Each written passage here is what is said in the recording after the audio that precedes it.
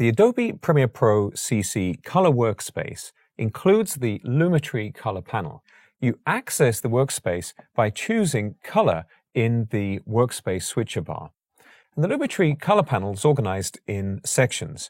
Here in the Basic Correction section, you can use the White Balance eyedropper to identify a part of the image that should have no color cast for quick automatic adjustments. And you can see the results in the Lumetri Scopes panel over on the left here. This panel has improved resolution and allows you to choose the level of brightness to suit. So, for example, if you're working in a brighter environment, you can brighten up these scopes to suit. There are a number of scopes available. If I go into one of the presets here, for example, we can see a whole list of scopes. We have a histogram, HLS and YUV vector scope, waveform, and so on. And let's choose another piece of media here to play with. To easily create a beautiful look very quickly, go to the Creative section of the Lumetri Color panel and click through a few preset looks. You can apply a look by clicking on it in this preview, or if you click on the menu, you've got a full range of options, including several speed looks. You can adjust the intensity of the effect here, just under the preview, or make subtle adjustments like faded film, which applies a nuanced reduction in color saturation, or vibrance that increases color saturation while protecting skin tones. After experimenting with these controls, your eyes will adjust very quickly to the new image, so you can toggle the effect off and on by clicking on the appropriate checkbox. Of course, you can remove one of these preset looks by using the preview menu here, or by clicking on the look menu and choosing none.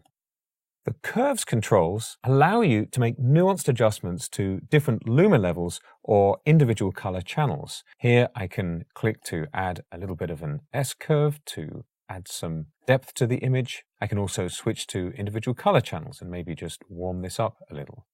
There's also a hue saturation curve control that allows you to make subtle adjustments based on specific hues. Here I'm going to choose the green and just see if I can pull up the color saturation in the green. Let's add another control point here. That's looking excellent. The color wheels controls allow you to make adjustments to the shadow, midtone, and highlight pixels. This is perhaps a good shot to work with. I can pull down my luma levels in the shadows, lift up my highlights. There we go. Give this a little bit more depth, pull down the midtones, and maybe I'll just click and warm those midtones up a little to add some life to this shot. The hue saturation and luminance secondary color controls allow you to specify a color range to which you want to make an adjustment. And maybe if I just click into this shot, it's a perfect example. I can pick out the magenta here and just begin to make some adjustments to the colors I'm going to work with. And once I'm here, I can go in and adjust these accordingly. Let's pull this over to the green. I'm going to click to collapse that section so we can see this vignette set of controls. You can easily add a beautiful vignette by adjusting the amount, specifying a midpoint, specifying how round it's going to be, how closely you're going to hug the corners of the image, and introducing some feathering to soften or really spell out the vignette. If you're happy with the adjustments you've made, you can click on the Lumetri Color panel menu and export all the controls as a .look file or a .cube file that can be used in other grading applications.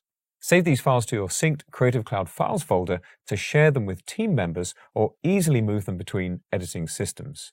You can also save your adjustments as a Premiere Pro effect preset, and this can easily be applied to other clips in the same project or in other projects.